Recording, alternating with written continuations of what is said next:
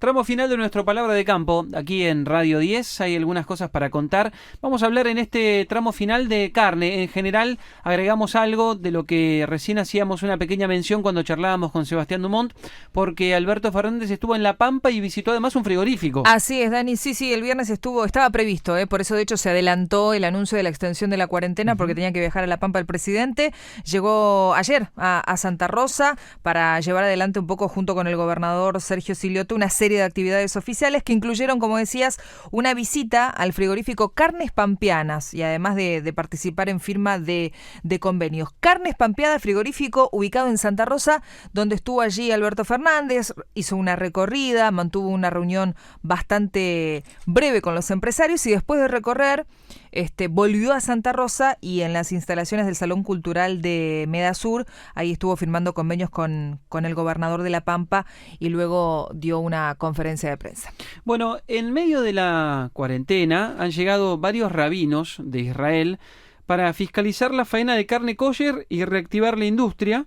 Lo raro, digamos, en este tiempo, porque esto ocurre habitualmente, lo raro es que han venido en medio de la pandemia, han logrado sortear esta situación, han llegado, pero muchas veces hablamos de la carne kosher y la realidad es que no sabemos bien ¿a qué nos referimos? Claro, ¿en qué consiste el procedimiento por el cual la carne termina teniendo este tipo de certificación? Me parecía algo muy oportuno y además muy interesante para charlar con Carlos Federico Con, que es productor, que es operador del mercado de la carne y que tiene mucha experiencia en este tipo de charlas y mucho para contarnos además, porque sabe bastante del tema. Carlos, ¿cómo estás? Daniel Aprile te saluda. ¿Qué tal? Buen día, ¿cómo le va? ¿Qué tal ahí a la gente de la radio? Hola Carlos, buen día. Buen día. Intercambiamos ahí por las redes, así que bien, todo bien acá. Me alegro. Es un placer, Carlos, tomar contacto con vos. Sé que sabés bastante del tema y me gustaría que podamos explicar a nuestra audiencia en qué consiste el procedimiento, por qué vienen los rabinos, por qué tienen que certificar la carne y qué pasa cuando vienen los rabinos, dónde van, qué hacen, por qué van al frigorífico.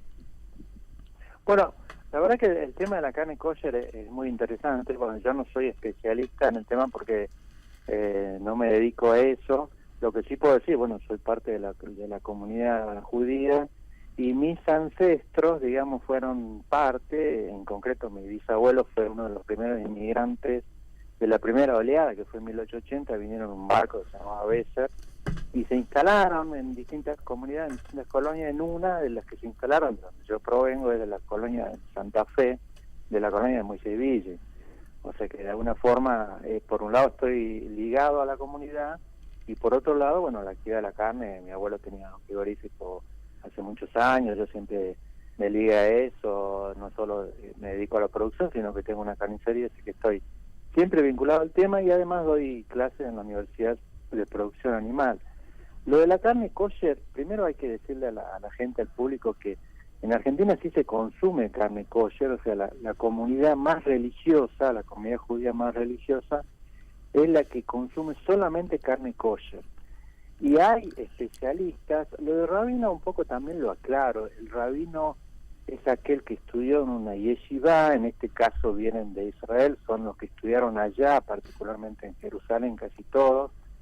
No es que son, digamos, estrictamente como si fueran sacerdotes y estuvieran a cargo de una iglesia, o sea, de una sinagoga, sino que son especialistas en hacer respetar las leyes judaicas. Y en este caso, las leyes kosher son las leyes dietéticas, o sea, las leyes que tienen que ver con lo que se puede consumir y con lo que no, y con lo que se puede consumir en determinada época.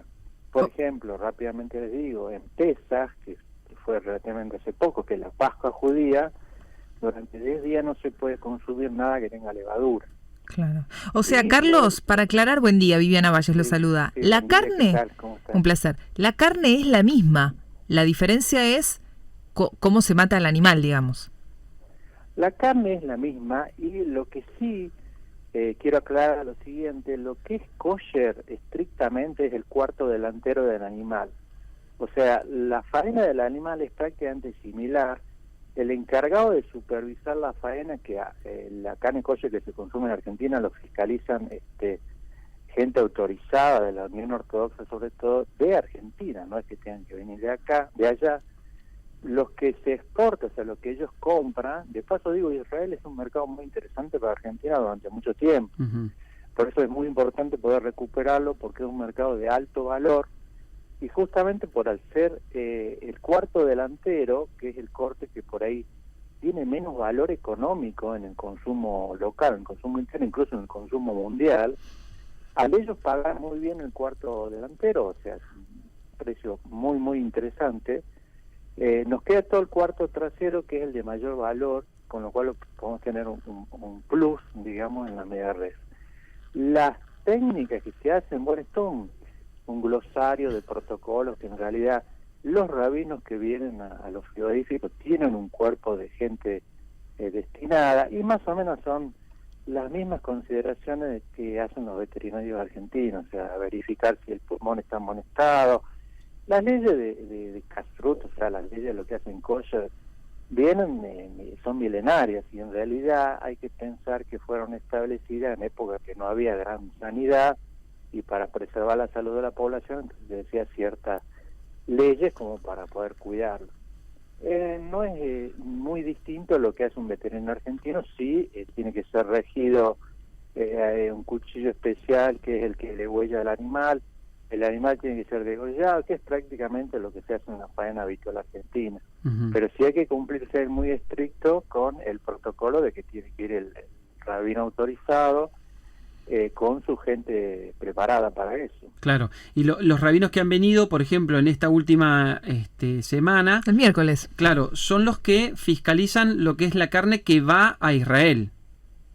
Exactamente, eso lo aclaro concretamente. Se vende carne kosher en Argentina para la comunidad argentina, Claro. y los que fiscalizan eso, de paso les cuento una anécdota, digamos, antes en Tucumán, en un frigorífico grande que había acá, había algunos carniceros judíos de la comunidad que vendían carne kosher, y ellos iban al frigorífico y ellos hacían todo el ritual. Es un ritual muy particular, religioso, que tiene mucho que ver con el simbolismo. Ujú. El judaísmo está muy ligado al simbolismo, y lo que es la faena del animal está muy impregnado por eso. Y, o sea que en Argentina hay carne kosher y la hacen los argentinos. Claro. Lo que ellos compran, o sea, lo que el Estado de Israel compra, es una comunidad importante. Y de paso les cuento una anécdota. El momento en donde más se consume carne en Israel, o sea, se consume carne todo el año, pero el momento más álgido de ventas, como si fuera en Argentina, donde más se vende asado, bueno, en tiempos normales, no por ahí de pandemia, es el 1 de mayo, el Día del Trabajador y el Día del Padre. En Israel el momento que más se come asado, y es impresionante, y yo pude vivenciarlo eso hace unos años, es el Día de la Independencia de Israel, o sea, Yom Ha'atzmaut se llama. Todo el mundo hace asado, y hace particularmente carne vacuna. Les encanta a ellos la carne argentina, les costó mucho conseguir estos últimos años carne argentina, por eso estaban contentos de que la carne argentina había entrado nuevamente.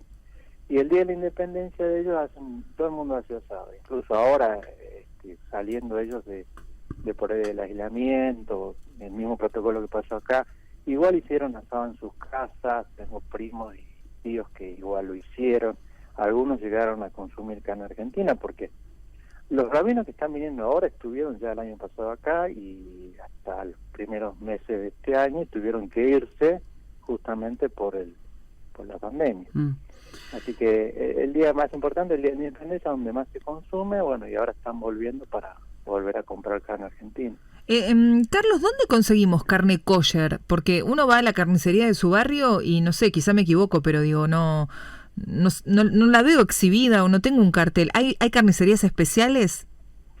Hay carnicerías especiales, hay carniceros que venden solamente carne kosher. El carnicero que te puede vender carne kosher directamente de una media res que desposta y te vende, o sea, el cuarto delantero, tiene que ser de la colectividad y tiene que ser habilitado por la Unión Ortodoxa o los que...